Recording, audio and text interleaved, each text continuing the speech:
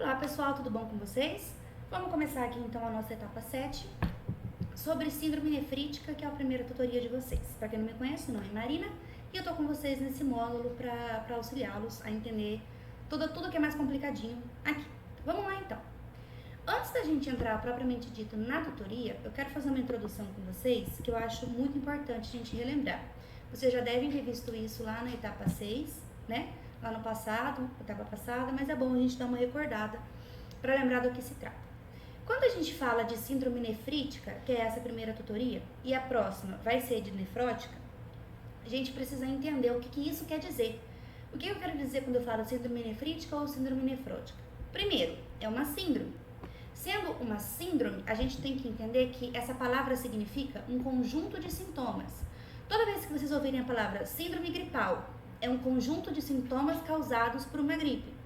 Síndrome do desconforto respiratório agudo grave, que é o SARA, é uma síndrome causada por um problema pulmonar. Então, quando a gente diz síndrome, a gente fala de conjunto de sintomas e geralmente esses sintomas atingem, eles são reflexos de vários sistemas. Como assim? Aqui nessa tutoria agora a gente vai estudar a síndrome nefrítica e um exemplo dela. Ela causa edema, ela causa sangue no xixi, hematúria, e ela causa hipertensão. Olha quantos sistemas que tem envolvidos aí. A gente fala de vasos sanguíneos, a gente fala do rim, a gente fala de filtração glomerular, são muitos órgãos envolvidos. Então, síndrome, a gente tem toda síndrome, a gente pensa em conjunto de sintomas e que geralmente atingem mais de um sistema, certo? Sendo assim, a gente precisa compreender que a síndrome nefrítica e a nefrótica são sintomas clínicos causados por uma doença. Então, a síndrome nefrítica e a nefrótica não são a doença em si.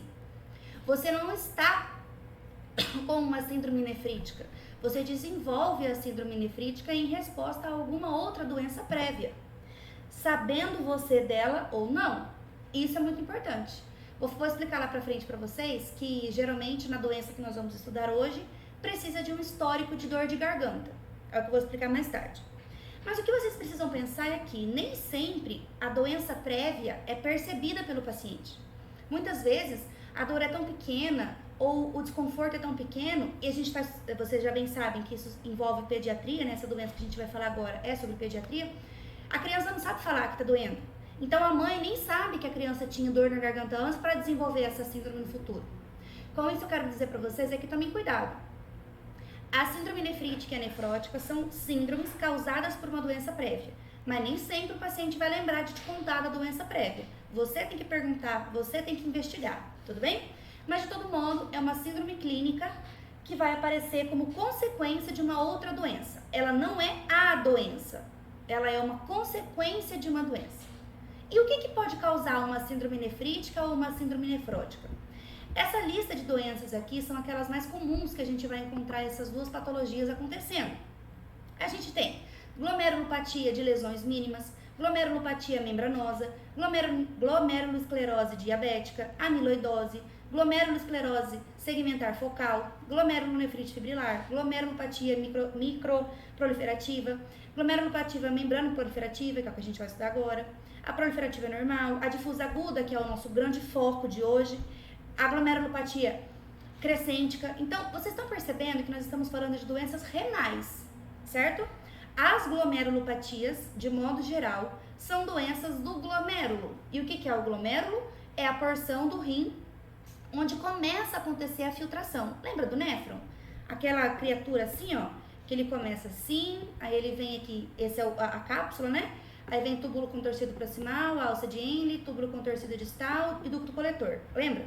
Estaremos falando agora do grupo de doenças que acomete essa porção aqui, o glomérulo renal.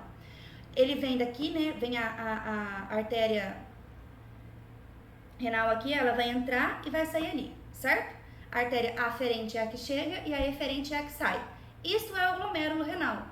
Esse conjunto de vasos que ficam dentro da cápsula de Bowman. Isso é aí que a nossa doença vai acontecer. E existem diversas doenças que podem acometer esse local, como vocês estão vendo aqui nessa listinha que eu estou mostrando para vocês. Todas essas doenças, elas podem acometer aquele emaranhado de vasos sanguíneos ali, o glomérulo renal. Essas são as glomerulonefrites, certo? São inflamações, são doenças que vão causar um acometimento nesse local lá.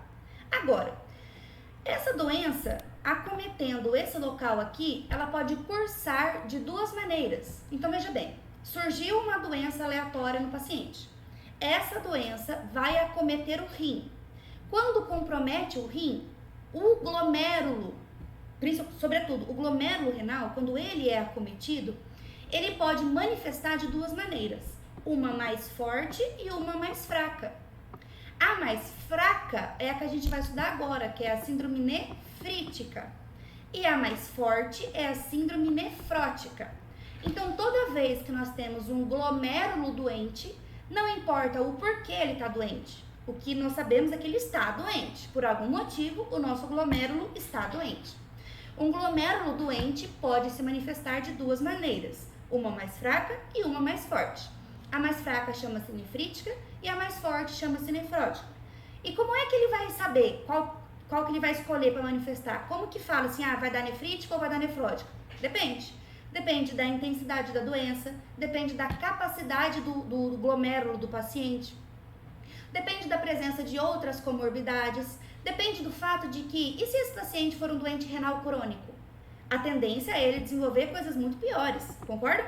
Então, tudo depende. Depende do tipo da doença, da intensidade da doença, da condição do paciente, da resposta imunológica do paciente. Tudo isso em conjunto vai decidir se aquele acometimento glomerular vai se manifestar clinicamente como uma síndrome nefrítica, mais fraca, ou como uma síndrome nefrótica, mais forte.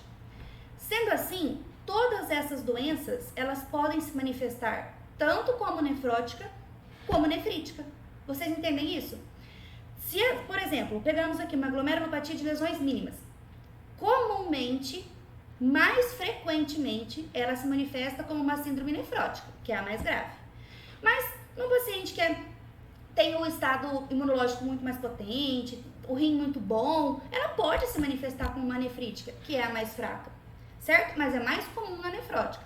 Então, quando a gente fala de glomerulopatia de lesões mínimas, glomerulopatia membranosa, glomerulosclerose diabética, amiloidose, ou a GESF, que a gente vai estudar depois, a GESF, que é a glomerulosclerose segmentar focal, que vai ser o foco da próxima tutoria, nessas doenças a gente pensa mais numa síndrome nefrótica, mas não significa que elas não possam se manifestar como síndrome nefrítica também. Pode, depende da condição do paciente. Ao contrário, quando a gente pensa numa glomerulonefrite crescente ou uma proliferativa difusa aguda, que é o de agora, a da tutoria de agora, glomerulonefrite proliferativa ou a membrana proliferativa, elas podem cursar de uma forma mais grave? Podem, mas elas mais comumente cursam de uma forma simples, como uma síndrome nefrítica, certo? Então, é mais comum elas se manifestarem pela síndrome nefrítica. Então, isso eu quero que vocês compreendam. A doença que a gente vai estudar hoje, ela é uma doença que geralmente cursa com uma síndrome nefrítica, mas não é restrita. Essa doença que a gente vai estudar hoje, ela pode se manifestar como uma síndrome nefrótica também. Então, qual é a historinha que a gente tem que pensar aqui? Nessa doença de hoje, que é a mais comum, vai ser assim, ó. Teve um acometimento em algum órgão, geralmente na garganta ou na pele. Geralmente na garganta ou na pele temos um processo infeccioso causado por uma bactéria que é a Streptococcus. Streptococcus foi lá e infectou ou garganta ou pele. Essa é a história. Há uns 15 dias atrás, certo? Então a criança teve dor de garganta ou teve uma pereba na pele há 15 dias atrás. Aí, 15% dessas crianças com doenças bacterianas podem evoluir para uma doença renal, que no nosso caso de hoje é a glomerulonefrite proliferativa difusa aguda causada por Streptococcus, que é a mais comum. Então, ó, a criança ficou doente, infecção de garganta ou infecção de pele. 15% deste grupo vai ter uma glomerulonefrite proliferativa difusa aguda. Dessas crianças que têm glomerulonefrite difusa aguda, a maioria vai manifestar clinicamente como síndrome nefrítica. A minoria pode manifestar como síndrome nefrótica, mas não é o comum. Então, a história comum é criança, dor de garganta ou pereba de pele, se cura sozinha e morreu aí, acabou o assunto. Mas 15% dessas crianças com pereba de pele ou dor de garganta pode evoluir para uma glomerulonefrite proliferativa difusa aguda, que vai se manifestar, provavelmente, com uma síndrome nefrítica. Tudo bem? É isso que a gente precisa compreender hoje. Essa pequena introdução. E quando eu falo para vocês síndrome nefrítica e nefrótica, que eu falei, a nefrítica é a mais leve, a nefrótica é a mais grave, mais séria. O que diferencia elas uma da outra? Basicamente, a perda de proteínas pela urina. Por quê? Quando a gente fala de lesão renal, o rim, ele filtra o sangue, certo? O rim, ele vai limpar o nosso sangue. Ele é obrigado a tirar sujeira e deixar coisa boa, concordam? Deixa eu só ver se tá gravando certinho aqui, porque eu não tô falando, tá. Ele é responsável por tirar a sujeira e deixar coisa boa. Se o rim, por acaso, tá jogando fora coisa boa, é porque ele tá doente. O rim não pode deixar escapar coisa boa. Se ele deixa escapar coisa boa, ele está doente. E o que é coisa boa? Glicose é coisa boa, proteína é coisa boa, hemácia é coisa boa. Essas três coisas não podem estar nunca no exame de urina. Se estiverem, existe uma doença ali, não é normal. Não pode ter nada de proteína, não pode ter nada de glicose e não pode ter nada de hemácia, certo? Se começar a aumentar essas coisas na urina, tá errado. Então, se um rim tá deixando perder essas três coisas, o rim tá doente. Agora, qual é o grau dessa doença? Ele tá muito doente ou ele tá um pouco doente? Como é que eu meço isso? Medindo as perdas. Beleza, o rim tá deixando perder proteína, mas quanto de proteína? Porque se ele perde 1 kg de proteína, é diferente de perder 10 gramas, concordam? Se ele tá deixando sair 1 kg de proteína, é muito grave. Ou pelo menos é muito mais grave do que deixar cair 10 gramas. E a gente tem essa medida, é aí que a gente vai diferenciar em síndrome nefrótica ou nefrítica. Na nefrótica, a gente tem uma proteinúria maciça. O que é proteinúria? Proteína na urina. Úria, né? Sufixo de urina. Prote, prefixo de proteína. Então, proteinúria maciça é uma perda maciça de proteínas pela urina. O que é essa perda maciça? Geralmente mais que 3,5 gramas por dia de proteína na urina. O que significa que a gente precisa colher a urina de um dia inteiro para fazer esse diagnóstico, certo? Tem outros meios de você fazer esse diagnóstico sem colher a urina do dia inteiro? Porque não sei se vocês se lembram, mas dá pra colher a urina do dia inteiro. Pega um pote de vidro, o paciente faz todo o xixi dentro daquele pote e guarda na geladeira. É verdade, é esquisito isso, mas é sério. Guarda na geladeira e depois de 24 horas leva no laboratório. Aí lá eles medem. É difícil fazer isso, né? Então, assim, tem outros meios pra fazer, tem outras contas que dá pra fazer. Tipo, qual a relação entre creatina na urina e creatina no sangue, tem outras contas. Mas o que vocês precisam saber é isso aqui. Que o paciente tem que perder mais que 3,5 gramas de proteína por dia na sua urina. Isso caracteriza uma síndrome nefrótica. Vocês vão ouvir muito falar assim, ó, proteinúria a níveis nefróticos. Uma proteinúria, a proteinúria nefrótica, proteinúria a nível nefrótico. Quando vocês ouvirem isso, saibam que é uma proteinúria mais grave que a pessoa está querendo dizer. Certo? Vai surgir também uma hipoalbuminemia, um edema, uma hiperlipidemia e uma hipercolesterolemia. Essa parte aqui, eu vou explicar para vocês na próxima tutoria, que é a fisiopatologia dessa síndrome, não é o nosso foco. Nosso foco é a nefrítica. A nefrítica pode perder proteína? Pode, mas ela vai estar menos que 3,5 gramas por dia. Para ser uma síndrome nefrítica, não precisa ter perdido proteína, mas pode. Para ser uma síndrome nefrótica, tem que ter perda de 3,5 gramas de proteína por dia. Se não tiver isso aqui, não tem síndrome nefrótica. Para ser uma síndrome nefrítica, eu tenho que ter obrigatoriamente hematúria, sangue na urina, edema e hipertensão. Eu não preciso ter perda de proteína para ser nefrítica, mas posso ter. Se tiver, é menor que 3,5 gramas. Se apareceu proteína mais que 3,5 gramas, mesmo tendo a tríade da nefrítica, se torna uma nefrótica, porque tem a proteinúria nefrótica presente. Então, apareceu uma proteinúria de 3,5 ou mais, não interessa o resto dos sintomas, a nefrótica acabou. Agora, se não tiver a proteinúria desse nível aí, e tiver hematúria, edema e hipertensão, aí é nefrítica, entenderam? Então, para ser nefrítica tem que ter esses três obrigatoriamente e a proteinúria ausente ou, se presente, menor que 3,5. Beleza? Aí, então, quais são as principais doenças, né? Que são essas aqui que eu botei pra vocês. Aí aqui tem um resuminho delas, tá? Depois vocês leem só um resuminho mesmo, um checklist, assim, dessas pessoas aqui de baixo. Dessas pessoas aqui de cima da lista. Mas não é o nosso foco, só isso pra vocês lerem depois. Nosso foco é a glomerulonefrite aguda pós-estreptocócica, tá? Que é a que a gente vai estudar hoje. Antes da gente entrar nela, nós precisamos compreender como é que o edema se forma. Por quê?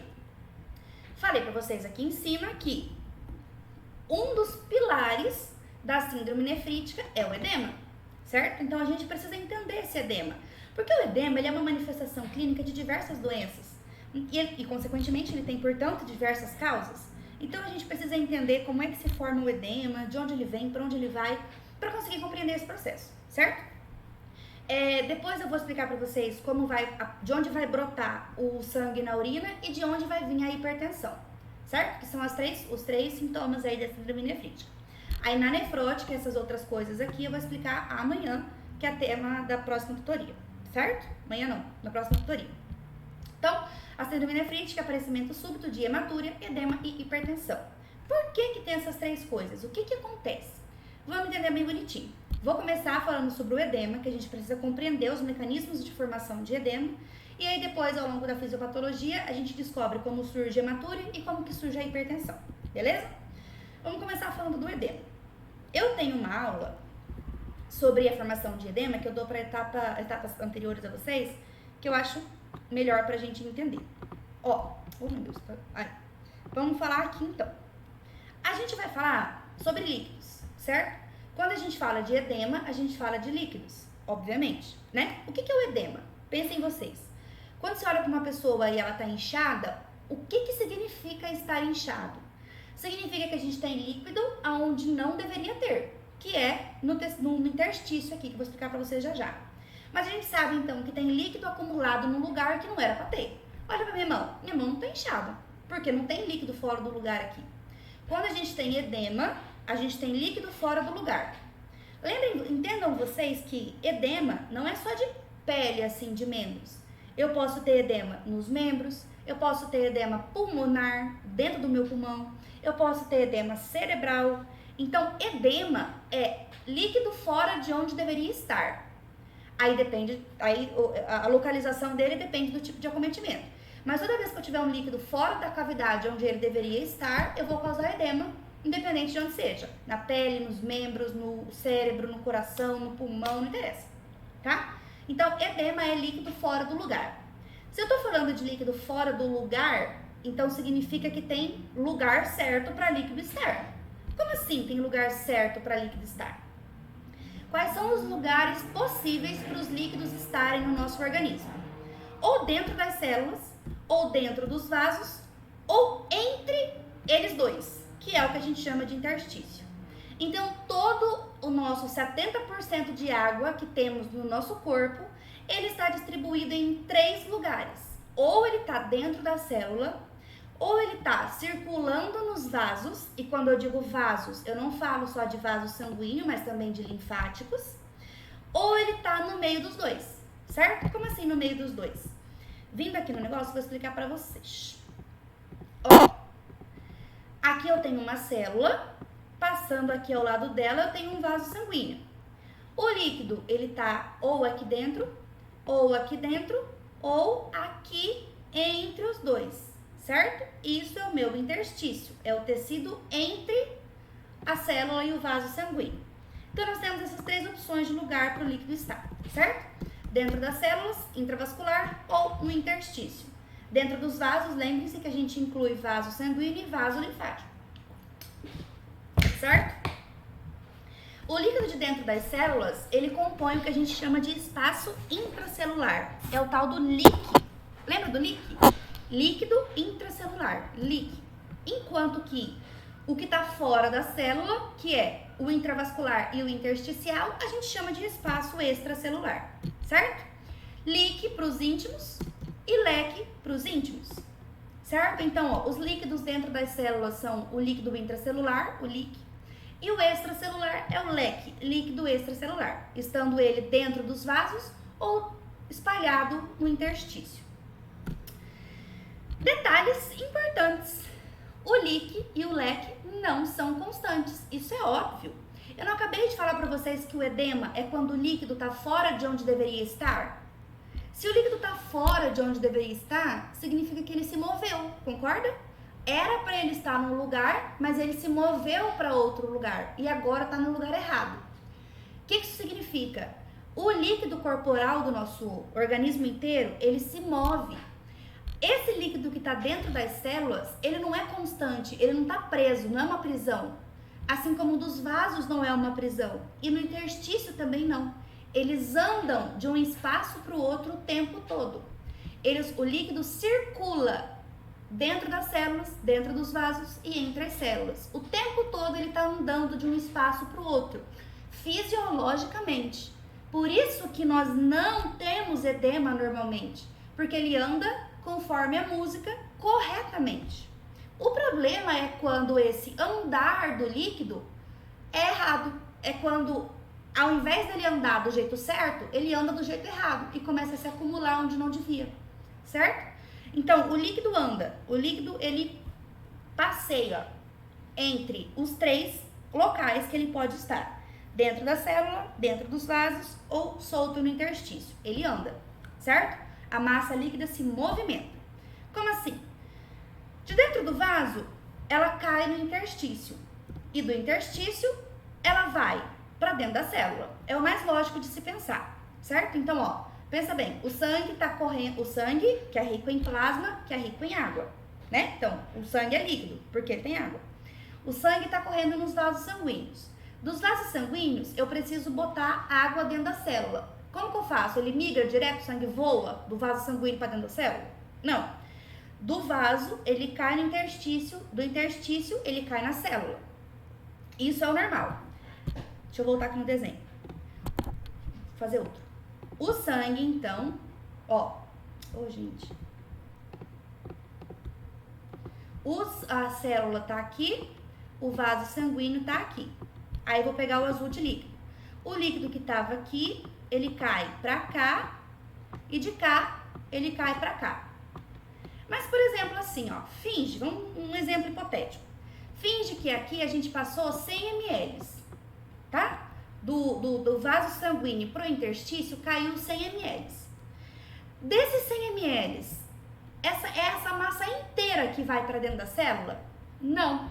Desses 100 ml, geralmente entra para dentro da célula, vamos botar um exemplo hipotético, 70 ml, tá? Botei 70 para dentro da célula. E os outros 30? Vai ficar aqui? Não. Os outros 30% vai ser recolhido pelo nosso lindo sistema linfático. O nosso sistema linfático, ele é um sistema que coleta os excessos do interstício. Quando o plasma migra do vaso para o interstício, do interstício para a célula, sempre sobra um pouco. E esse pouco que sobra, os vasos linfáticos recolhem e lançam lá para a circulação venosa de novo. Então, os vasos linfáticos vão recolher esse excesso e vão mandar para dentro do vaso sanguíneo lá na frente de novo, certo? Então, esse resto que sobrou aqui vai entrar para os vasos linfáticos, vai circular na circulação linfática e vai cair no vaso sanguíneo de novo. Essa é a vida do nosso líquido, certo? Então, ó, o líquido dentro do vaso cai no interstício, do interstício cai na célula, mas não vai tudo, sempre sobra um pouco. O que sobra um pouco é drenado, chupado, limpado pelos vasos linfáticos que vão devolver esse líquido lá para a circulação. Isto é o fisiológico, isto é o normal, isto é o lindo e maravilhoso. Aí vocês já vão começando a pescar aonde que os problemas podem surgir, certo? Em qualquer etapa disso aqui pode dar BO e pode causar o edema. Mas para a gente entender isso melhor, a gente precisa conhecer o nome de algumas forças, que é o que eu vou explicar para vocês aqui agora. Guarda esse desenho que a gente já volta lá, tá? Então, ó, do intravascular cai no interstício, vai dentro da célula, mas não vai tudo para a célula. Sempre sobra um pouco que é recolhido pela drenagem linfática, a qual vai devolver o líquido para o espaço intravascular, certo? Esse caminho é de mão dupla, assim como o vaso lança para o interstício e do interstício cai na célula, a célula também manda de volta líquido para o interstício e depois para o intravascular. É uma via de mão dupla, certo? A única que não é via de mão dupla é aqui, ó, o interstício para a linfática. A linfática nunca devolve para o interstício, certo? É sempre assim. Aí que a gente tem que entender. Eu tô falando que o líquido caminha, né? O líquido sai do vaso, cai no interstício, do interstício cai na célula. Da célula para o interstício, do interstício para o vaso. O que sobra nessa história, o vaso linfático chupa. Mas como que o líquido sabe que ele tem que sair daqui? Quem que falou pro líquido que ele tem que sair do vaso e cair no interstício? Aí depois que ele cai no interstício, como que ele sabe que ele tem que entrar na célula? Ou o caminho inverso. O líquido está dentro da célula. Como que ele sabe que agora está na hora de cair no interstício? E depois que está na hora de entrar no vaso, e o resto que sobrou está na hora de cair na drenagem linfática? Como que o líquido sabe? Porque existem forças que agem nos espaços de líquido no nosso corpo. Então, existem forças que vão agir dentro da célula, dentro do vaso linfático e do vaso sanguíneo e nos tecidos. Vamos conhecer essas forças agora. Vamos lá. Quem coordena tudo isso são 4 coisas em conjunto: pressão hidrostática, pressão coloidosmótica, a drenagem linfática e permeabilidade capilar. É esse povo em conjunto que vai orquestrar essa viagem do líquido. Essas 4 pessoas em conjunto que vai mandar o líquido ir para os lugares e voltar de outros. Vamos entender essas duas aqui que são as mais complexas. A pressão hidrostática é sempre a força que empurra para fora. Então, para o líquido sair do vaso e cair no interstício, o vaso precisa ter uma pressão hidrostática alta. Porque se ele tiver uma pressão hidrostática baixa, ele não vai conseguir empurrar. Então, o líquido... Eu vou grifar aqui. Cadê o trem de grifar? Não tem? Não tem, vou circular então. Esse caminho aqui agora, ó, falando deste caminho em roxo. O líquido de dentro do vaso para o interstício. Ele vai para lá porque o vaso empurra ele para lá. O vaso empurra o líquido. Por que o vaso empurra o líquido? Porque dentro do vaso nós temos uma pressão chamada de hidrostática que é alta. O que faz essa pressão ficar alta? Várias coisas. Por exemplo, volume de sangue alto. Ou força do coração baixa. Por quê? Se eu tenho um volume de sangue alto aqui dentro, eu vou estufar essa veia, estufar esse vaso sanguíneo. Se ele está estufado, o sangue começa a extravasar por entre as células da parede do vaso, né? Porque a gente sabe que essa parede aqui não é uma parede íntegra, não é uma linha de verdade, né? Na realidade, elas são várias células aqui, uma do ladinho da outra, que formam a parede do vaso. E entre essas células tem um mínimo espaço ali, que é por onde o líquido sai. Quando eu tenho muito líquido aqui dentro, isso extravasa por esses buraquinhos e se acumula no interstício. Quando o meu coração está fraco demais, o sangue não circula na velocidade correta. Ele fica devagar, ele fica lento, o sangue não rola direito, ele fica parado, fica em estase. O sangue parado também extravasa. Isso é uma coisa bem fácil de entender, ó. Pensem vocês. Imagina uma mangueira da sua casa, faz um furo na mangueira. Se você liga a torneira muito forte, a água vai passar no 12 por aquele furo e não vai cair por ele. Ou se cair, cai muito pouco. Quando a água passa rápido na torneira furada, a perda de líquido pelo aquele buraquinho é muito pouco. Agora liga a torneira bem devagar, com a água correndo devagarinho dentro da torneira.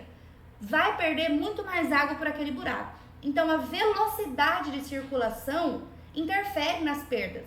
Se eu tiver o sangue correndo muito rápido, ou na velocidade normal, ele tem uma tendência a ser menos perdido pelos buraquinhos no vaso.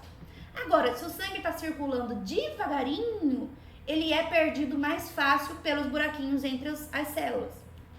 Isso acontece quando a força do coração é mais fraca. Por exemplo, insuficiência cardíaca.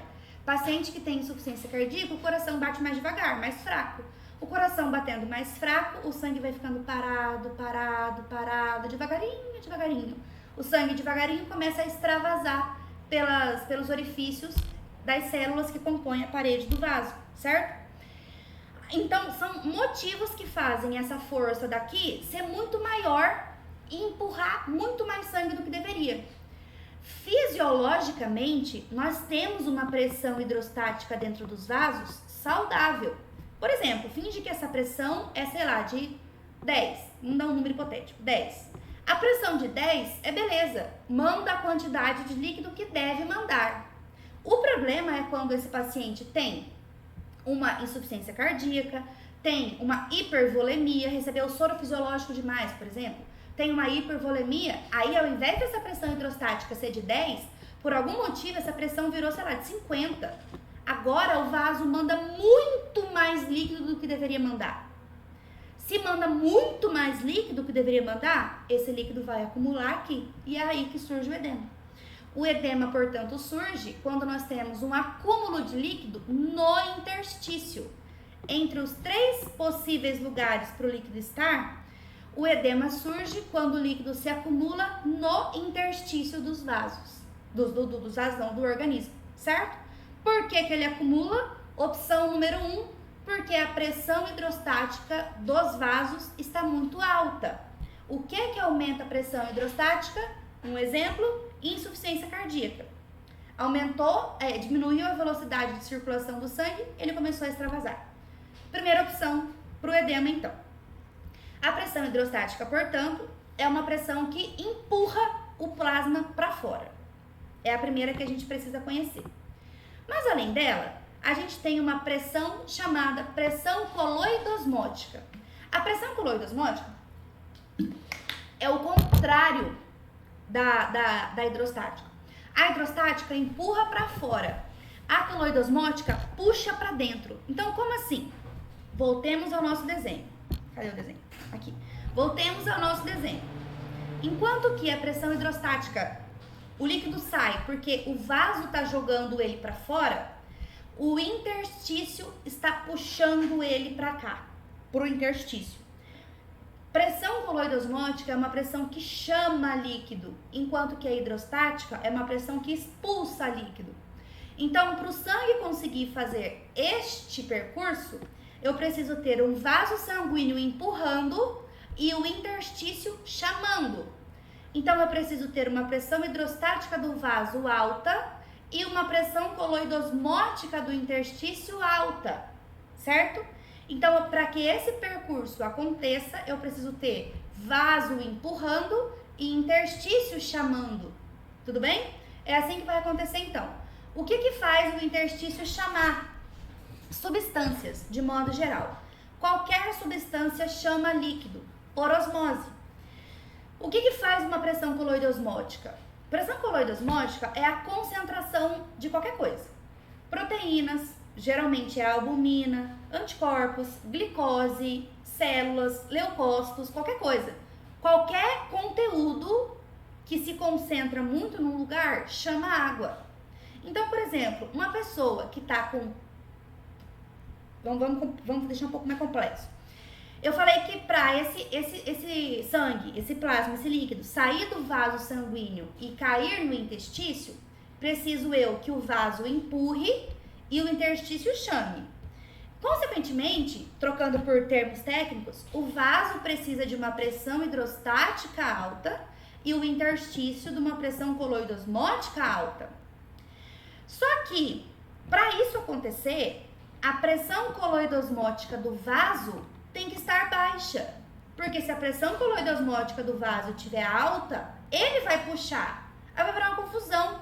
Ao mesmo tempo que ele manda bastante, ele também puxa bastante, não vai dar. E a pressão hidrostática do interstício tem que estar baixa para esse caminho acontecer, certo? E o que altera, por exemplo, a pressão coloidosmótica do vaso? Concentração de albumina, é uma coisa bem comum.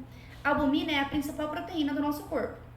A quantidade de albumina ela pode subir ou aumentar. Quem que interfere na vida da albumina? 2 pessoas, fígado e rim. Olha o rim aparecendo. O fígado interfere porque ele produz a albumina. E o rim interfere porque ele segura a albumina no corpo. Porque a albumina é importante, a proteína não se perde. Então, se o fígado produz albumina demais, a albumina sobe. Se a albumina sobe, pressão coloidosmótica do vaso sobe. O paciente pode ficar desidratado, porque ele tem muito volume, só que no vaso. A coitada da célula que precisa não recebe, porque a pressão coloidosmótica aqui dentro vai estar muito alta. Se a pressão coloidosmótica está muito alta, o líquido não sai nem a pau daqui de dentro. Não cai no interstício, não cai na célula. A coitada da célula fica desidratada.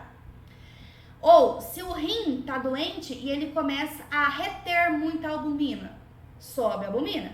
Ou, se o rim tem outro tipo de doença que perde a albumina cai. Ou se o fígado está doente e o fígado para de produzir a albumina cai. Se a albumina cai, diminui a pressão coloidosmótica do vaso. O sangue começa a ser expulsado mais facilmente para lá, porque reduzir a coloidosmótica, reduzir a pressão que chupa. Tudo bem? Eu vou explicar isso de novo melhor daqui a pouco. Então, essas duas pressões em conjunto são importantes para a gente compreender como é que os processos acontecem, certo? Então, ó, célula, interstício, vaso. Nós temos um edema quando o líquido está... Vamos pintar aqui. Quando o líquido está acumulado aqui. É aí que surge o edema, certo? O edema aparece quando nós temos muito líquido aqui. Como que faz para ter muito líquido aqui? Temos várias opções. Primeira opção, pressão. Cadê o trem de riscar agora, gente? Eu quero caneta, marcador lápis. Ó, opção número 1, nós podemos ter... Eu não sei o que eu tava fazendo agora. É esse aqui? Também não. Cacete. Qual que é? Caneta, deve ser esse aqui. Ah, vai ser esse aqui agora. Pressão hidrostática do capilar alta. Pressão hidrostática do capilar alta. E pressão coloidosmótica do capilar baixa. Certo? Porque a pressão hidrostática do capilar alta vai empurrar. Empurra. E a pressão coloidosmótica do capilar baixa significa que não chupa. Não chupa líquido. Então, se ela empurra e não chupa, o líquido vai. Certo? Isso são as características do vaso que geram edema. Pressão hidrostática do capilar alta e pressão coloidosmótica do capilar baixa. Agora sobre o interstício. O interstício tem que ter uma pressão hidrostática do interstício baixa e uma pressão coloidosmótica do interstício alta. Porque se ele tem o interstício tendo uma pressão hidrostática baixa, ele não empurra. E tendo uma pressão coloidosmótica alta, ele chupa. Certo? E sobre a célula? Para o sangue ficar retido aqui, para o líquido ficar retido aqui e não fazer este caminho, para ele não entrar na célula, o que a gente tem que pensar? Para a célula não chamar o sangue de jeito nenhum, ela tem que ter uma pressão hidrostática da célula baixa, alta, e uma pressão coloidosmótica da célula baixa, certo? Uma pressão hidrostática da célula alta significa que ela empurra. E uma pressão coloidosmótica da célula baixa significa que ela não chupa. E é assim que a gente tem a água se acumulando no interstício, gerando edema, certo? Pressão coloidosmótica alta do interstício e todas essas coisas em conjunto. O que na realidade, entre todas essas possibilidades aí, o que vai acontecer de fato? O que a gente tem acontecendo de verdade? Pressão hidrostática do capilar alta é o mais importante. pressão coloidosmótica do capilar baixa. Essas duas coisas são as principais que vão acontecer. Essas outras aqui também acontecem, mas isso aqui é o principal que vai acontecer, certo? Essas são as forças que trabalham em conjunto para o edema acontecer. Mas nós temos outros dois detalhes importantes que a gente precisa conhecer aí. O primeiro deles a gente já comentou um pouco, que é o sistema linfático, né? Que está circulando por aqui para captar o volume que caiu em excesso. Porque veja bem, o problema acabou de se instaurar. Temos as pressões altas aqui ou baixas, enfim, toda essa orquestra de pressão aconteceu e agora o sangue o líquido está se acumulando aqui no interstício. Ainda temos uma salvação. A gente tem a equipe da limpeza. Os meus vasos capilares os vasos linfáticos ainda podem conseguir limpar. O que faz o vaso não conseguir limpar? Várias coisas. Primeiro, ele tem um limite. Ele consegue limpar, mas até certo ponto. Se esse volume tiver aumentado demais a ponto do coitado do linfático não conseguir limpar, o edema estabelece. Ou se esses vasos linfáticos estiverem com um defeito, eles estiverem errados, entupidos, também é um problema. O que entope vaso linfático? Tudo que dificulta subir sangue. Como assim tudo que dificulta subir sangue? Veja bem, eu tenho uma mulher grávida.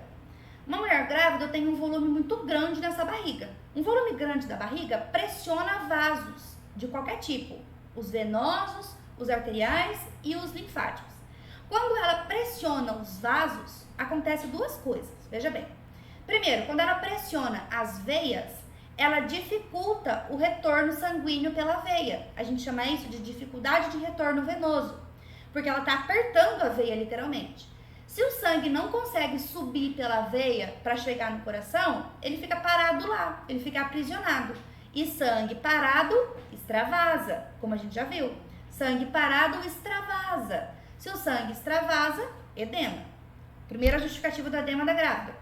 Outra coisa, ela também pressiona o vaso linfático.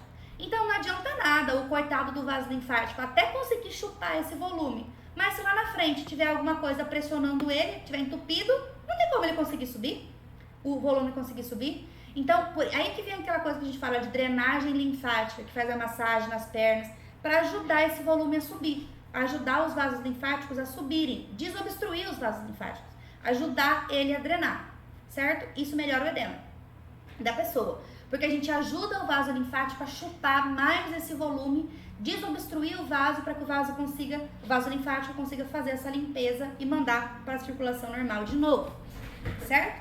Então, assim, aquilo que as fisioterapeutas fazem de drenagem linfática ajuda, isso é verdade, ajuda mesmo. Não vai solucionar o problema, porque a mulher continua grávida. Então, tipo, amanhã vai dar edema de novo. Mas daí você faz outra drenagem linfática que ajuda de fato. Tudo bem? Então, uma insuficiência na drenagem linfática também pode causar edema. Outra coisa que acontece muito, elefantíase. Tem um verme que ele consegue entrar, acometer exatamente os vasos linfáticos. Esse verme, ele se acumula nos vasos linfáticos e aí obstrui. Se ele obstrui os vasos linfáticos, obviamente eles não vão conseguir chupar o volume sanguíneo e mandar para o corpo de novo. Então, o volume fica lá. Aí a pessoa fica com aquele pezão de elefante, por isso chama elefantíase, a doença. Para quem nunca viu na vida, vamos abrir aqui. Elefantíase. Vamos abrir uma imagem. Ó, o tamanho do pé que fica, tá vendo? Fica gigantesco, fica um turbofusão de pé, porque o líquido fica guardado ali dentro, porque o vaso linfático está obstruído. Tudo bem? Então, isso é uma outra variável importante, vasos linfáticos. E por fim, temos a quarta variável, que é a permeabilidade dos vasos. O que significa isso? Significa que eu falei pra vocês que, vou dar um zoom aqui nessa parede desse vaso. Dando um zoom na parede do vaso sanguíneo. Cadê o vaso sanguíneo? Aqui está o vaso sanguíneo. Demos um zoom no vaso sanguíneo, vamos ver a parede dele agora. Eu desenhei ela em formato de linha, mas ela não é uma linha. A gente sabe que a parede do vaso não é uma linha contínua. Ela é um conjunto de células, concorda? Ela é... Ops, não quero isso aqui não. Ai, que difícil esse trem de mexer, eu quero mudar a cor. Aí. Ela não é essa parede contínua, ela é uma célula do ladinho da outra, vocês concordam comigo? Isso é uma célula, aí aqui isso aqui é outra, isso é outra, isso é outra, isso é outra, isso é outra. Os vasos, eles são assim, né? Eles são uma célula ao lado da outra. Esse espaço aqui, não vou pegar azul, não, vou pegar vermelho. Esse espaço aqui, ó, é por onde as coisas vão passar. Esse espaço que eu tô pintando de vermelho é por onde o líquido extravasa do vaso para dentro e para fora, tá? O que a gente tem que saber? Esse espaço aqui também não é constante. O vaso pode aumentar ou diminuir esse espaço de acordo com a demanda. Quando esse vaso sanguíneo aumenta esse espaço, e aí, ao invés da gente ter um espaçozinho pequeno assim, ó, por algum motivo, agora a gente tem um espaçozão. Por alguma razão, esse espaço que antes era piquitiquinho, agora é um espação. As células se espaçaram muito uma das outras. Aumentou o espaço para as coisas passarem. A gente chama isso de aumento da permeabilidade vascular. O vaso se torna mais permeável. Alguma coisa aconteceu que fez as células se separarem. Antes elas estavam assim, ó, uma do ladinho da outra.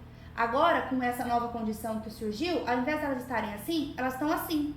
Aumentou o espaço entre elas para passar. E o que é que mais faz isso? Processo inflamatório. O processo inflamatório que a gente estudou lá na etapa 2, lembra? Todo processo inflamatório tem uma vasodilatação. O vasodilatar é justamente isso, aumentar o espaço entre as células. Toda vez que o vaso dilata, o espaço entre as células aumenta, ou seja, aumenta a permeabilidade vascular e as coisas conseguem passar mais facilmente. Isso é muito comum no processo inflamatório. É a principal coisa que aumenta a permeabilidade de vasos. Por isso, processos inflamatórios fortes, grandes demais, podem cursar com edemas importantes. Podem cursar com edema pulmonar, por exemplo. A dengue, amo citar o exemplo da dengue. A dengue é uma doença que mata, e ela mata por desidratação, porque a dengue causa um processo inflamatório sistêmico, ou seja, todos os vasos sanguíneos do corpo se dilatam e a pessoa começa a perder muito plasma para o interstício.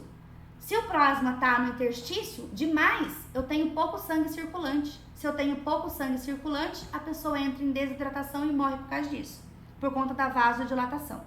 Então, o aumento da permeabilidade vascular é uma coisa que interessa aqui também. Sempre que houver um processo inflamatório, vai ter vasodilatação, certo? E isso interfere na passagem de líquido também. Então, a vida do líquido é isso. O caminho do líquido é pressão hidrostática, com colóide osmótica, com linfática, com permeabilidade capilar. Certo? Eu ia fazer um desenho aqui, mas esse desenho que eu ia fazer lá é isso aqui que eu já escrevi. Tá bom? Beleza. Então, agora, quais são os problemas que nós temos que entender, né? Do porquê que surge o edema, então. Ó, o edema surge, então, quando nós temos o líquido acumulado no espaço intersticial. Se acumula líquido no espaço intersticial, é porque nós temos um desequilíbrio entre essas forças todas que nós estamos falando, que são as forças de Starling, certo? Aqui tá o print de tudo que eu já escrevi. E agora a gente vai botar as causas. Volta aqui. Eu falei que precisa ter uma pressão hidrostática do capilar aumentada. Pressão hidrostática do capilar aumentada. O que faz a pressão hidrostática do capilar aumentar? Diminuição do débito cardíaco, coração fraco, insuficiência cardíaca.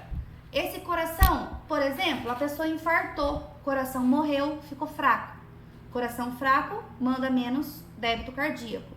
Essa pessoa usou muita morfina. A morfina, ela acalma o coração, faz a frequência cardíaca diminuir. Frequência cardíaca mais baixa diminui débito cardíaco. Outra coisa que pode causar o edema. Aumento do volume de sangue, causa renal. É isso que nos interessa hoje. O meu rim está doente. Por algum motivo, esse meu rim está segurando o líquido, retendo o líquido. E como é que o meu rim retém líquido? A água é uma Maria, vai com as outras. A água vai aonde o sódio vai, aonde o potássio vai, aonde proteína vai, aonde glicose vai. As coisas, os hormônios, as substâncias de modo geral, eles não mexem, dificilmente mexem diretamente na água. Eles mexem nas substâncias, porque mexendo na substância, indiretamente se mexe na água. Então, um rim doente, ele tem uma grande tendência de reter sódio. Potássio, ele segura os íons. Se ele segura os íons, a água é segurada junto por osmose. Ele retém os íons lá nos néfrons, lá nos túbulos contorcidos, ele segura íon, bloqueando os canais de passagem. Ele segura os íons. Se ele segura os íons, a água que estava indo embora na urina, ela fala, opa, o íon tá para lá, é para lá que eu vou. A água sai dos túbulos renais e volta para a corrente sanguínea. Com isso, nós começamos a reter este líquido ali. É a principal mecanismo de edema na síndrome nefrítica, certo? Essa retenção. Outras coisas, estase sanguínea, gravidez, trombose, como eu falei para vocês, processo inflamatório local, ou um aumento da pressão intravascular. Olha como é que é contraditório. Eu expliquei para vocês agora há pouco que sangue correndo devagar demais extravasa, né? Que é o caso da insuficiência cardíaca, por exemplo. Se eu tenho um sangue mais devagar, ele está ficando represado, represamento de sangue faz com que ele escape pelos espaços. Mas também se o sangue corre rápido demais, que é no caso da hipertensão arterial sistêmica, também extravasa. Se o sangue está correndo tão rápido lá dentro, a pressão dentro do vaso aumenta demais, por vários motivos. A hipertensão arterial sistêmica, ela pode acontecer por aumento de líquido, aumento da força do coração ou vasoconstrição. Uma dessas três variáveis vai acontecer, ou até mesmo as três em conjunto, fazendo a pressão lá dentro ficar muito forte. A pressão arterial alta é justamente a pressão hidrostática. A pressão arterial sistêmica, a hipertensão arterial sistêmica que a gente estuda, já pararam para pensar qual é essa pressão? Ela tem um nome. A pressão arterial alta é a pressão hidrostática, é a pressão do líquido, no caso o sangue, dentro do vaso sanguíneo. Quando ela está alta, também cursa com edema. O que faz a pressão coloidosmótica do interstício aumentar? Porque é outra condição aqui, ó. Pressão coloidosmótica do interstício aumentar, que foi isso aqui que eu escrevi para vocês, para o edema surgir. Pressão coloidosmótica do intestino aumentada pode ser acúmulo de soluto. E a pressão coloidosmótica do capilar reduzida, que é isso aqui que eu falei para vocês, que é outra coisa que acontece muito, a pressão coloidosmótica do capilar reduzida, o que faz isso acontecer? E aqui nos interessa também. Perda de proteínas sanguíneas por lesão renal. É aí o nosso X da questão. Então, ó, de causas renais que a gente estudou é aumento do volume de sangue por retenção hídrica do rim. O rim retém íons, retendo esses íons, ele vai reter água.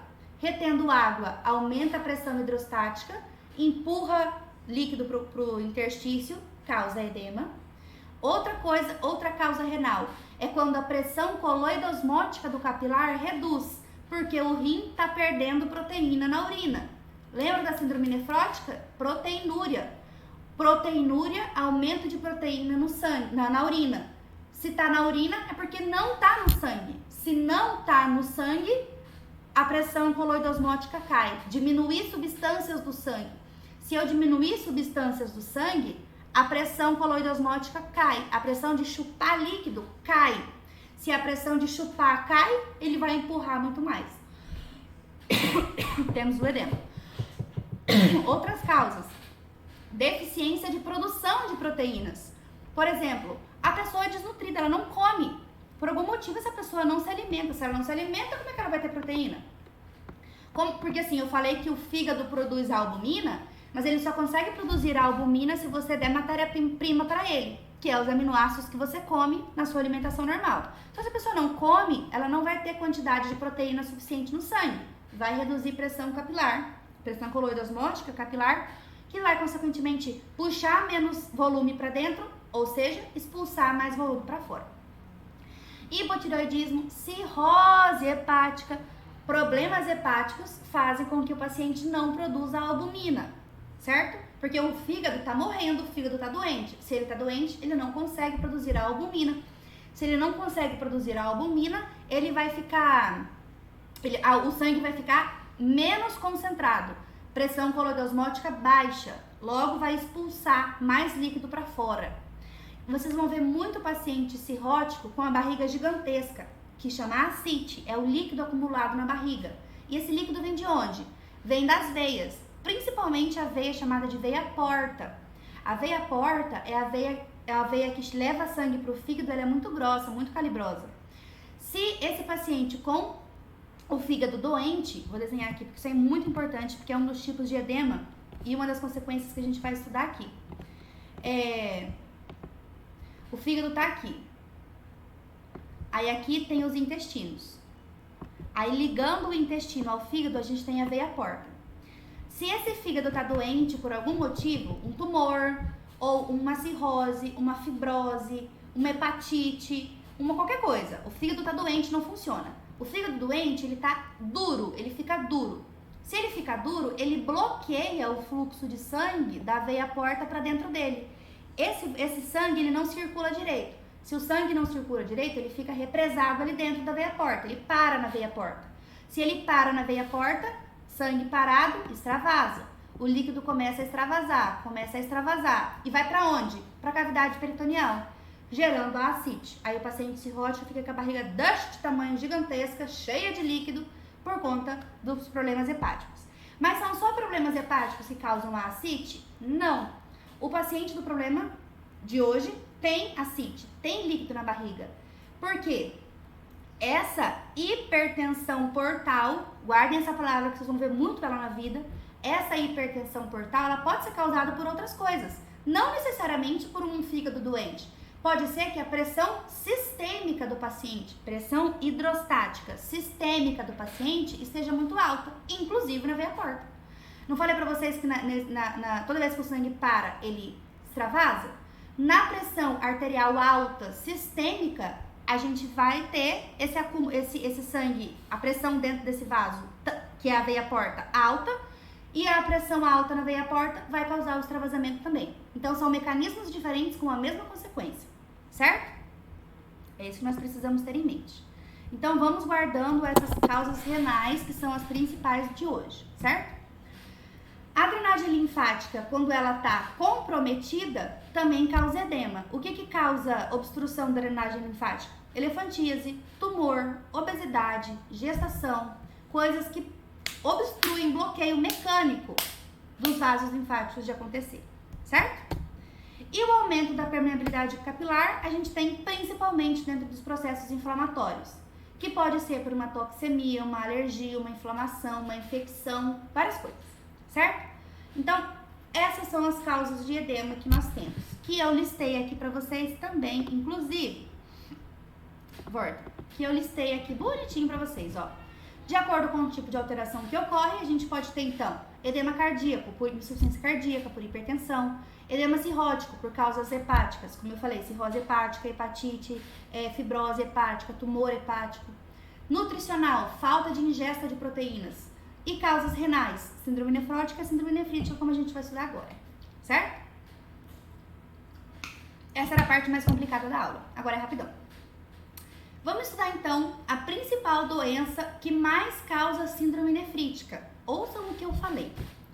Quando nós temos uma síndrome nefrítica no paciente, na criança, sobretudo, como a gente vai estudar agora, uma criança com síndrome nefrítica, a principal causa é a glomerulonefrite difusa aguda pós-estreptocócica. Tem essas duas siglas para ela aqui, certo?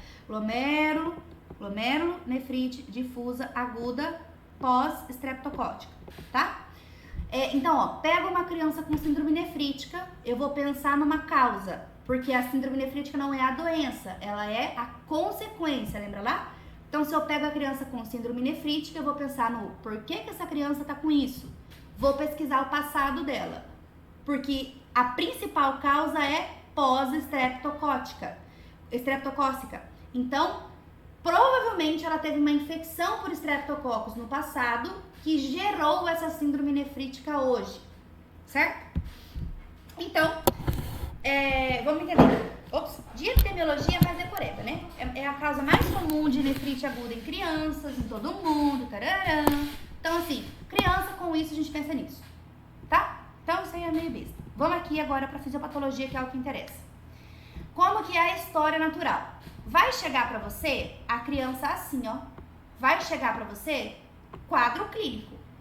vai chegar para você uma criança com edema, pressão alta, sangue na urina. É isso que vai chegar para você. Aí você precisa pensar, quando temos essas três coisas, edema, hipertensão, sangue na urina, síndrome nefrítica, ponto final. Acabou. Entenderam? Os critérios diagnósticos são para síndrome nefrítica. Para eu falar síndrome nefrítica, eu tenho que ter edema e hipertensão e hematúria. Eu tendo essas três condições, eu tenho síndrome nefrítica. Ponto final. Acabou. Diagnóstico de síndrome nefrítica é, portanto, clínico. Só tem uma exceção, porque assim, essa hematúria geralmente é macroscópica. Em 2/3 dos casos, ela é macroscópica. Só que às vezes ela pode ser microscópica, que só dá para ver no exame de urina. Então, o paciente pode chegar para você com edema, hipertensão e sangue visível na urina, ou ele pode chegar com edema e hipertensão, mas sem sangue visível na urina. Isso exclui síndrome nefrítica? Não, porque não tem um dos três pilares? Não, porque esse sangue pode estar oculto. Então, você vai precisar de um exame de urina para confirmar. Então, o diagnóstico de síndrome nefrítica é essencialmente clínico, tendo esses três componentes: hematúria macroscópica, edema e a hipertensão. Mas se não tiver o sangue na urina, não exclui o diagnóstico, porque pode ter o sangue microscópico, e aí você só vai descobrir com o exame de urina, tudo bem? Então, diagnóstico de síndrome nefrítica, preciso desses três pilares. Agora, chegou esse paciente aí pra mim, eu vou precisar entender por que ele está com isso, de onde veio essa síndrome nefrítica, o que causou essa síndrome nefrítica na minha criança. É aí que eu vou voltar lá no meu passado e vou pesquisar. Qual é o passado? Geralmente, houve uma infecção por streptococcus. A principal causa, o principal passado é a glomerulonefrite pós-streptocócica. Então, como que acontece? Tem uma infecção por streptococcus. Geralmente é na garganta, chamada de faringoamidalite, né? Dor de garganta, o nome bonito é faringoamidalite. Cerca de 10 dias atrás. Mas pode acontecer também nas piodermites streptocócicas. É uma pereba de pele, que eu vou botar uma foto para vocês aqui, do Google, do tio Google, pra gente ver como que é. Pereba de pele, tá vendo? Criança tava com a pereba de pele há 10 dias atrás, esse treco aí. Ou com uma dor de garganta cerca de 10, 15 dias atrás. Das crianças que tiveram ou essa pereba de pele ou a faringoamidalite, 15% delas vão evoluir para isso aqui, como eu falei para vocês. Não se esqueçam que a mãe pode não lembrar disso. Você vai sentar e vai perguntar: mãe, vamos aqui com a tia. A criança teve dor de garganta há uns 10 dias atrás? Não teve. Teve alguma lesão de pele há uns 10, 15 dias atrás? Não teve. Então pronto, então não é glomerulonefrite pós-streptocócica, porque a criança não teve nada disso. Não.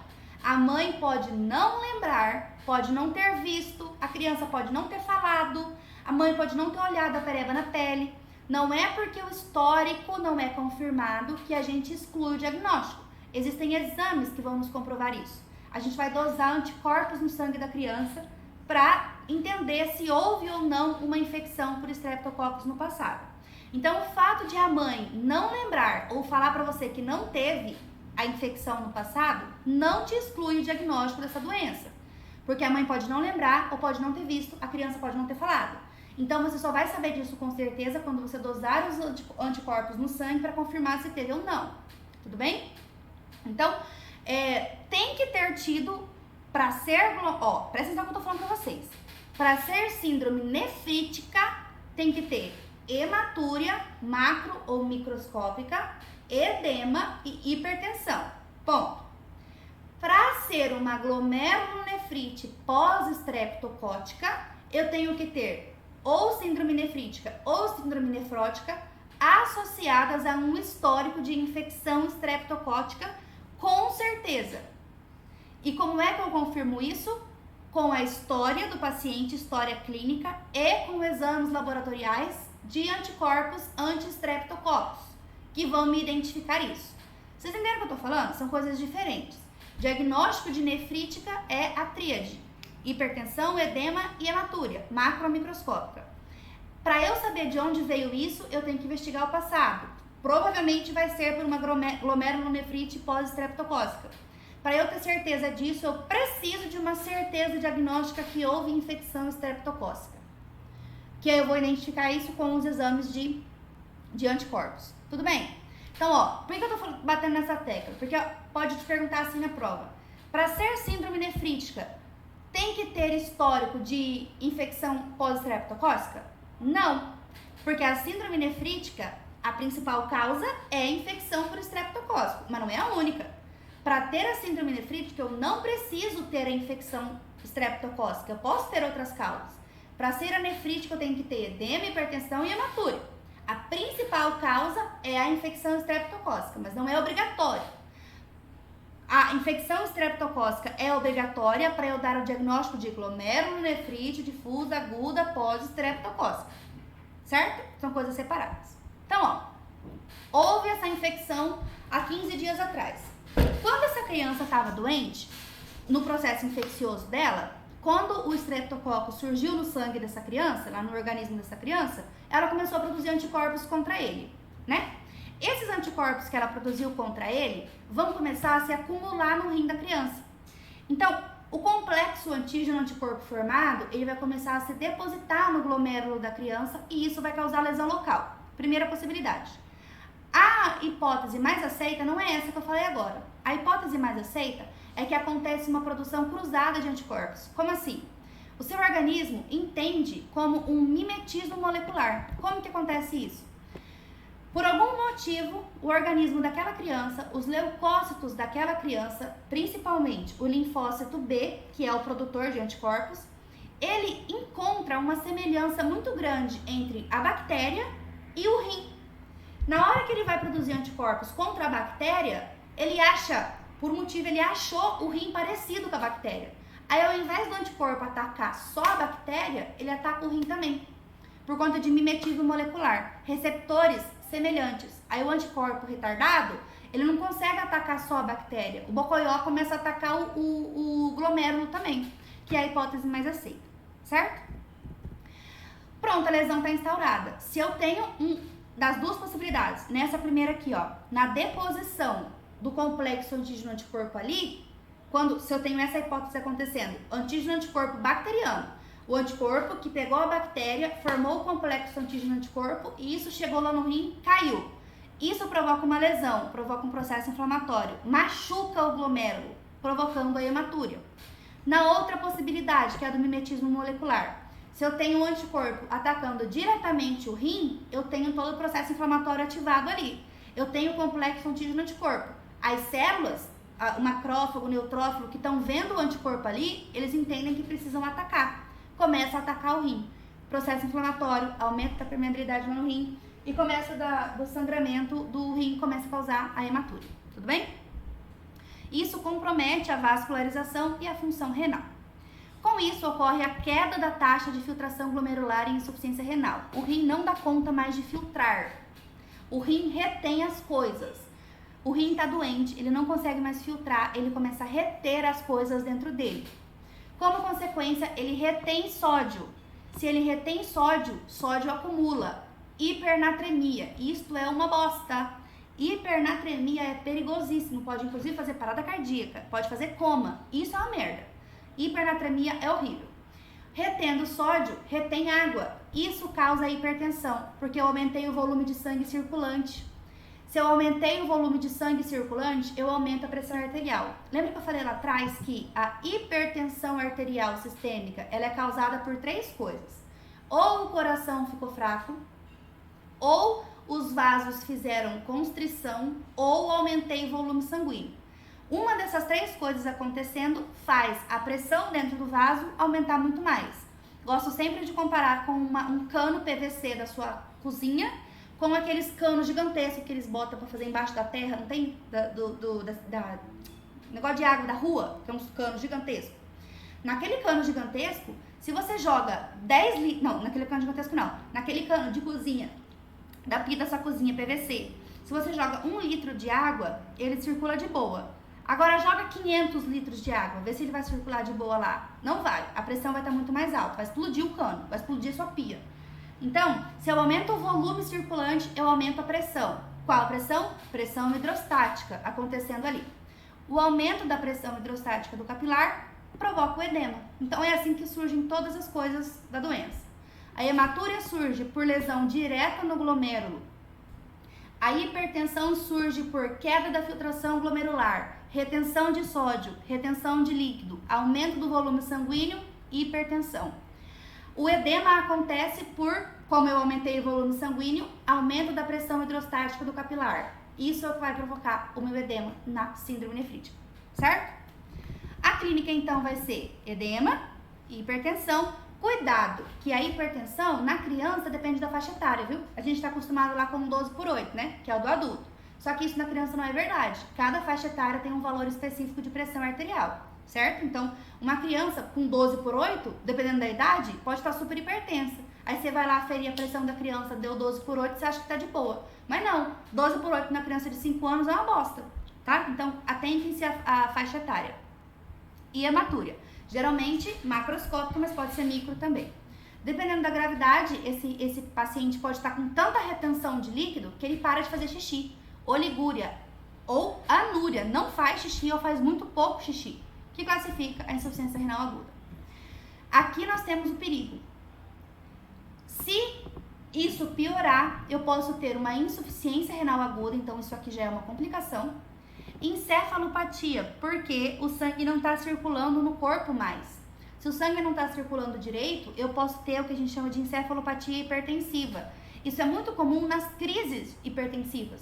Quando o paciente está com uma pressão sanguínea muito alta, isso começa a atrapalhar a perfusão dos órgãos, todos os órgãos. Rim, fígado, coração, pulmão e cérebro. Se eu começo a diminuir o fluxo sanguíneo no meu cérebro, eu começo a ficar tonto, eu começo a ficar bocó. E essa diminuição de fluxo sanguíneo se dá pelo aumento da pressão arterial, não perfunde os órgãos direito. E aí o cérebro começa a ficar bocó, é encefalopatia hipertensiva. Criança começa a reduzir o nível de consciência, pode ter convulsão, coma, certo? E essa encefalopatia também pode acontecer por conta da hipernatremia, que eu falei agora há pouco, retenção de sódio pelo rim. Outra coisa que pode acontecer, nos picos hipertensivos, a gente pode ter também sangramento cerebral, certo? Que é bem comum, é o tipo de hemorragia específica, que é a hemorragia subaracnoide. Pode explodir as artérias do cérebro e causar sangramento cerebral na criança. Óbvio que isso é raro, né, gente? Não é toda criança com esse negócio que vai ter esses BO, mas pode ter. Insuficiência cardíaca, porque eu aumentei tanto o volume de sangue circulando que o coração não deu conta. O coração entrou em insuficiência. Edema pulmonar é quando o edema sistêmico acontece no pulmão, do mesmo jeito. O coração tá fraco, muita pressão lá dentro, começa a extravasar para o interstício. Só que agora o interstício é o pulmão. Esse sangue, o plasma, começa a se acumular entre os pneumócitos e causa o edema pulmonar. Hiperpotassemia, hiperfosfatemia, hipocalcemia, porque o cálcio e o sódio são contrários, quando aumenta um diminui o outro, certo? O que eu vou pedir para a criança então? Um exame de urina e um exame de sangue. O que eu posso encontrar no exame de urina? Diminuição, não, isso aqui não é no EAS não, eu coloquei errado. Isso aqui é no exame de sangue, tá? Mas lembra do sistema complemento? Que é o sistema que a gente vai ativar dentro lá da resposta imune inata, lembra que ele vai, aquele C3, C2, C1, que vai fazer todo o processo de defesa? O que vai rolar? São proteínas. O sistema complemento é um sistema de proteínas que o fígado produz.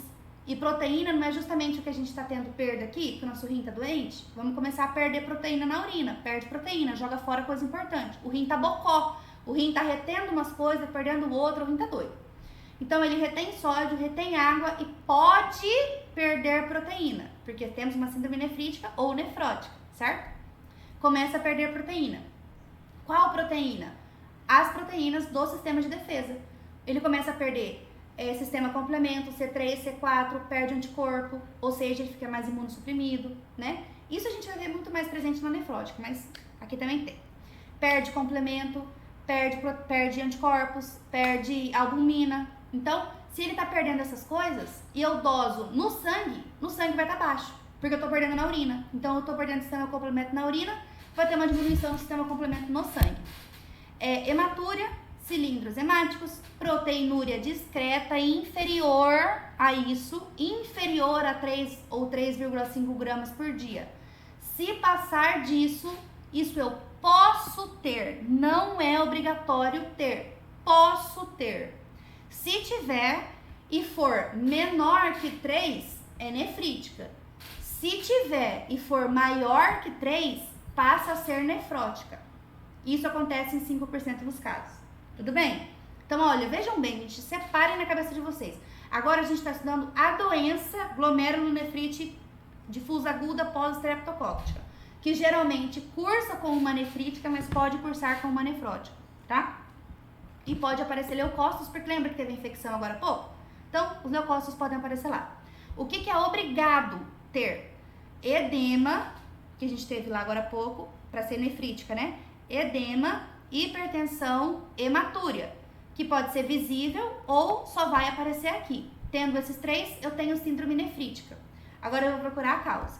Como que eu procuro a causa? Principalmente aqui, anticorpos. Eu preciso ter isso para ter uma glomerulonefrite difusa aguda pós-estreptocócica, certo? Se eu não tiver isso aqui, eu não tenho.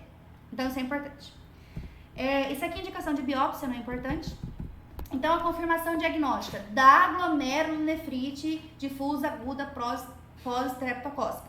Eu vou ter clínica e uma comprovação de infecção prévia, certo? Que pode ser uma cultura de orofaringe, quase ninguém faz, é mais fácil dosar anticorpos no sangue. Tudo bem? Diagnósticos diferenciais: lúpus, endocardite, outras doenças que não importa muito pra gente falar. E o manejo, o que a gente faz? Basicamente, eu vou dar um antibiótico para ela, que é a penicilina, por 10 dias, para limitar a disseminação da bactéria, se ainda tiver bactéria circulante no corpo, porque ela teve agora há pouco. Isso aqui não é para tratar a doença, isso não muda o curso da síndrome nefrítica, isso evita outras infecções no corpo, certo? O que muda o curso da doença é daqui para baixo. Eu vou precisar fazer uma restrição de sódio, uma dieta hipossódica nesse meu paciente, porque ele está retendo sódio, então eu vou diminuir o sódio. Aqui também é interessante reduzir a ingesta hídrica, porque ele está encharcado, ele está cheio de água. Então, diminuir a ingesta hídrica é interessante. Uso de diuréticos. Quando a gente tem uma emergência, um evento agudo, o diurético mais usado é a furosemida, que é um diurético mais forte que a gente tem, que é para uso agudo. Existem vários outros diuréticos. Um outro bastante comum que a gente ouve falar é a hidroclorotiazida, também é um diurético.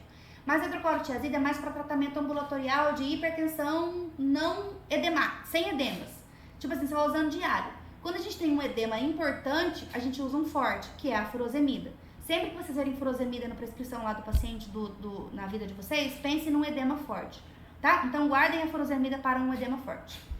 Antihipertensivos, bloqueador do canal de cálcio, bloqueador do receptor de angiotensina, os IECAs, que é os inibidores da enzima conversora de angiotensina, para aliviar a pressão do paciente, certo? E quando é que eu vou internar o meu paciente? Quando eu tiver as complicações, uma encefalopatia hipertensiva, uma insuficiência renal, uma congestão circulatória. Como que eu vejo isso? Distensão de jugular, hepatomegalia, ascite, edema de membros inferiores importantes, uma hipertensão grave, menores de 3 anos, porque geralmente essa doença não acomete menor de 3 anos. Se acometeu, é grave. Então eu vou internar quando eu tiver esses sinais de gravidade. E qual que é a diferença do tratamento clínico na casa do paciente para o tratamento internado? Que agora ele vai receber tudo isso endovenoso. E recebendo o endovenoso é muito mais forte, principalmente o diurético e os antihipertensivos. Certo? É isso que vocês têm que saber sobre esse assunto. Espero ter ajudado vocês e qualquer dúvida eu estou à disposição. Um beijo e um queijo. Até a próxima.